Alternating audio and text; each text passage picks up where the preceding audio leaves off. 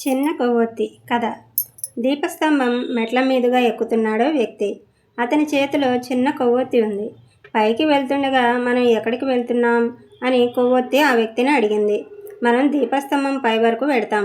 అక్కడి నుంచి సముద్రంలోకి, పెద్ద ఓడలకు సంకేతాలు ఇస్తాం జవాబిచ్చాడు ఆ వ్యక్తి. ఏంటి, నా చిన్న వెలుగులో అంతంత పెద్ద ఓడలకు సంకేతాలు ఇవ్వడం ఎలా సాధ్యం? అవి నా వెలుగును కనీసం చూడనైనా చూడలేవు కదా, బలహీన స్వరంతో అంది కొవ్వొత్తి. కానీ నీ పని నువ్వు చేయాలి. నీ వెలుగు తక్కువైతే అవని. నువ్వు చేయవలసిందల్లా మండుతూ ఉండడమే. మిగతా సంగతి నేను చూసుకుంటాను అన్నాడా వ్యక్తి. మరి కాసేపటికి వారు దీపస్తంభం పైకి చేరారు.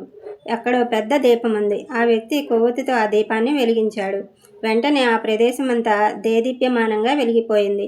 సముద్రంలోని ఓడలు దాన్ని చాలా సులభంగా గుర్తించగలుగుతాయి. ఈ కథ సారాంశం ఏంటంటే, భగవంతుడి శక్తివంతమైన చేతుల్లో మనమందరం చిన్న కొవ్వొత్తి లాంటి వారమే. మన వెలుగు ఎంత చిన్నది, మందకొడిది అయినా దాన్ని చాలామందికి ఉపయోగపడేంత పెద్దదిగా ఆయన చేయగలడు. అందుకే ఎప్పుడు మన లోపాలు, బలహీనతలు, నిస్సహాయతలు గల గురించి ఆలోచించకూడదు. భగవంతుడి బలమైన రక్షణ క్షేత్రంలో మనమున్నామని, మనల్ని వినియోగించుకునే తీరు ఆయనకు తెలుసని విశ్వసించాలి. మన సంపూర్ణ విశ్వాసాన్ని దైవం పైన ఉంచినప్పుడు పరిమితులతో సహా మన జీవితాలను ఇతరులకు ఉపయుక్తంగా ఆయన మార్చేయడాన్ని మనం గమనించగలుగుతాము. నచ్చితే ఒక లైక్ చేయండి.